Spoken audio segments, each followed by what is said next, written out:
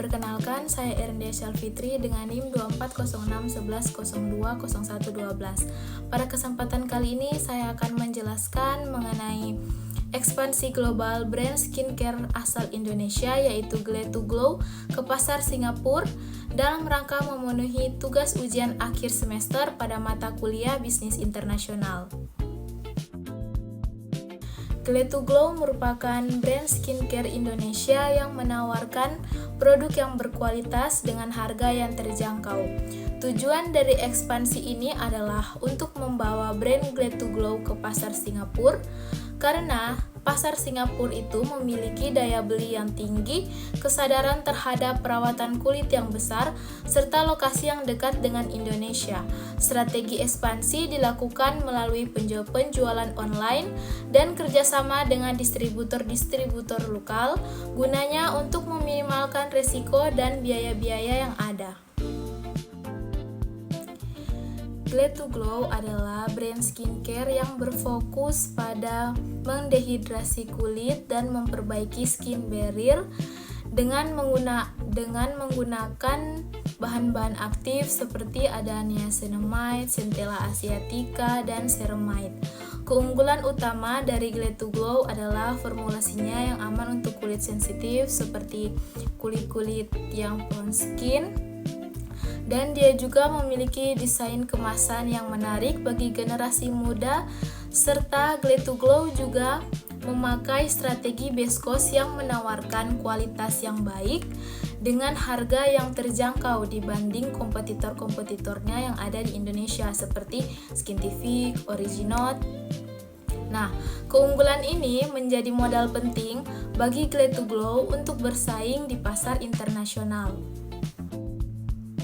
Singapura dipilih sebagai negara tujuan ekspansi karena memiliki tingkat pendapatan masyarakat yang tinggi, pasar skincare yang berkembang, serta infrastruktur digital yang sangat baik. Selain itu, kondisi iklim di Singapura yang panas dan lembab mirip seperti dengan Indonesia, sehingga produk Glay2Glow memiliki kesesuaian dengan kebutuhan konsumen setempat. Konsumen Singapura juga dikenal teliti dalam memilih produk dan memiliki kesadaran tinggi terhadap kesehatan kulitnya. Nah, dalam ekspansi ini, Glay2Glow itu menggunakan pendekatan hybrid staffing, yaitu kombinasi antara ethnocentric dan polycentric. Posisi country manager akan diisi oleh karyawan Indonesia untuk menjaga standar perusahaan, sedangkan posisi pemasaran dan operasional itu akan diisi oleh tenaga-tenaga kerja lokal Singapura karena agar lebih memahami pasar setempat. Seluruh karyawan pastinya akan mendapatkan pelatihan mengenai produk, regulasi kosmetik, dan komunikasi lintas budaya yang ada di Singapura maupun di Indonesia agar komunikasinya itu dapat berjalan dengan lancar. Jadi produksinya itu akan tetap dilakukan di Indonesia karena apa? Karena agar biaya produksi itu lebih efisien dan fasilitas manufaktur juga sudah tersedia. Nah, selanjutnya alur rantai pasok itu dimulai dari supplier bahan baku, kemudian proses produksi di Indonesia, selanjutnya penyimpanan di gudang Indonesia, dan pengiriman ke Singapura. Setelah itu, setelah sampai di Singapura, maka akan disimpan di gudang distributor, kemudian didistribusikan ke marketplace dan toko retail.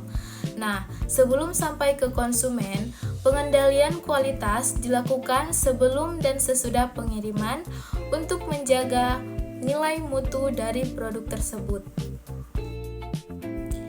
Untuk brand Glay2Glow ini, saya akan memilih kombinasi antara keduanya, yaitu standarisasi dan adaptasi. Nah, yang perlu distandarisasi itu adalah formula-formula yang ada di dalam produk tersebut, karena itu merupakan keunggulan utama dari perusahaan. Nah, yang perlu diadaptasi atau disesuaikan itu seperti bahasa-bahasa yang ada di kemasan, informasi kandungan produk, klaim pemasaran, dan sertifikasi yang diperlukan sesuai dengan regulasi setempat yang ada di Singapura. Jadi, target utama dari Glad to Glow ini adalah perempuan-perempuan yang usia dari 18 hingga 35 tahun, sedangkan target sekundernya itu adalah laki-laki yang mulai dari usia 18 sampai 35 tahun juga, yang mulai menggunakan skincare sebagai bagian dari gaya hidup modern.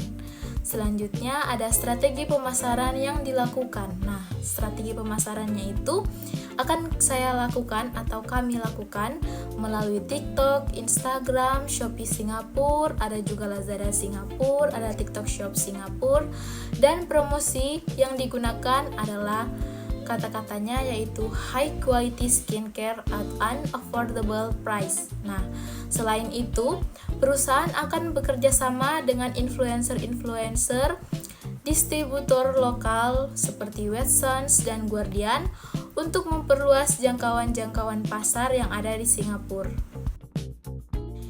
Jadi terdapat 5 resiko utama dalam ekspansi ini, yaitu yang pertama ada persaingan yang ketat, seperti kan banyak juga skincare Korea, Jepang yang terdapat di Singapura, dan perubahan regulasi kosmetik, serta gangguan rantai pasok dan logistik, dan perbedaan preferensi konsumen, serta fluktuasi nilai tukar.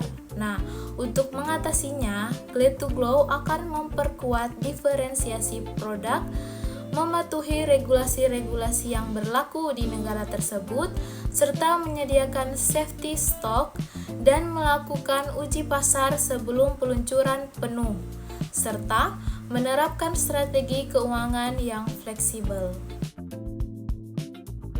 Jadi melalui laporan ini saya bisa belajar bahwasanya untuk ekspansi internasional itu tidak hanya bergantung pada kualitas produk, tetapi juga pada kemampuan perusahaan untuk memahami budaya yang ada, regulasi-regulasi yang digunakan, serta perilaku konsumen yang beraneka ragam, serta persaingan yang ada di negara tujuan.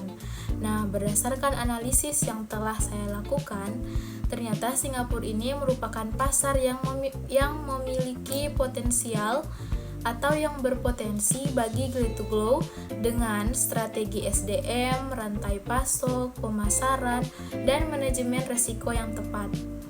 Nah, Glad to Glow ini memiliki peluang besar untuk berkembang menjadi brand skincare yang mampu bersaing di pasar internasional. Sekian presentasi dari saya, terima kasih.